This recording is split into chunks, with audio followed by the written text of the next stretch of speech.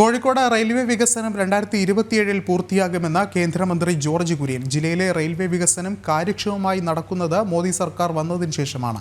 കേന്ദ്ര പദ്ധതികളുടെ അവകാശം ഏറ്റെടുക്കുന്ന സംസ്ഥാന സർക്കാരിന്റെ നിലപാടുകളെയും കേന്ദ്രമന്ത്രി വിമർശിച്ചു. 50 കോടി രൂപയുടെ അറൗണ്ട് ആ പ്രവർത്തനങ്ങൾ നല്ല രീതിയിൽ നടക്കുന്നു. ഞങ്ങൾ ആ പ്രദേശങ്ങളൊക്കെ തന്നെ വിസിറ്റ് ചെയ്തു. ഒരു ആധുനിക റെയിൽവേ സ്റ്റേഷൻ, വിമാനത്താവളത്തിൻ്റെ രീതിയിൽ തന്നെ ഉള്ള ഒരു റെയിൽവേ സ്റ്റേഷനാണ്. അത് കൊമേഴ്സ്യൽ പർപ്പസിന് വേണ്ടി കൂടി ഉപയോഗിക്കാവുന്ന രീതിയിൽ 1 ഇഞ്ച് ഭൂമി പോലും ക്യൂർ ചെയ്യാതെ ഉള്ള ഒരു റെയിൽവേ സ്റ്റേഷനാണ്. കൂടുതൽ പാസഞ്ചേഴ്സിന് ഗുണപ്രദമായിട്ടുള്ള ആ രീതിയിലാണ് ഇത് നിർമ്മിക്കുന്നത്. മാത്രമല്ല, ആധുനിക സാങ്കേതിക വിദ്യയെല്ലാം തന്നെ, ഇതുവരെയുള്ള ആധുനിക സാങ്കേതിക വിദ്യകളെല്ലാം തന്നെ ഈ റെയിൽവേ സ്റ്റേഷനിലുണ്ടാവും.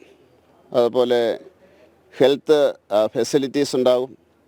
അതുപോലെ തന്നെ ജീവനക്കാർക്ക് വേണ്ടിയുള്ള ക്വാർട്ടേഴ്സ് ഉണ്ടാകും. അങ്ങനെ ഏത് രീതിയിൽ നമ്മളൊരു എയർപോർട്ടിൽ ചെല്ലുന്നു ആ രീതിയിലുള്ള സംവിധാനങ്ങളായിരിക്കും ഇവിടെ ഉണ്ടാകുക. ഇപ്പോൾ ഈ പ്രവർത്തനങ്ങളിൽ എല്ലായിടത്തും ജനപ്രതിനിധികളുടെ സാന്നിധ്യവും അവരുടെ പങ്കാളിത്തവും പ്രധാനമന്ത്രി വിഭാവന ചെയ്യുന്നുണ്ട്. അതുപോലെ തന്നെ അശ്വിനി വൈഷ്ണവും അത് പറയുകയുണ്ടായി. അത് ഒരു ജനകീയമായിട്ടുള്ള പദ്ധതിയായിട്ട് മാറും. കേരളത്തിലെ റെയിൽവേ മുഴുവൻ തന്നെ ഇപ്പോൾ വന്ദേ ഭാരത് വന്നതോടുകൂടി എല്ലാവരും അംഗീകരിക്കുന്ന രീതിയിൽ യാത്രാ സൗകര്യം കേരളത്തിൽ വർദ്ധിച്ചിരിക്കുകയാണ്. അതിനനുസരിച്ച് കൂടുതൽ ആൾക്കാർ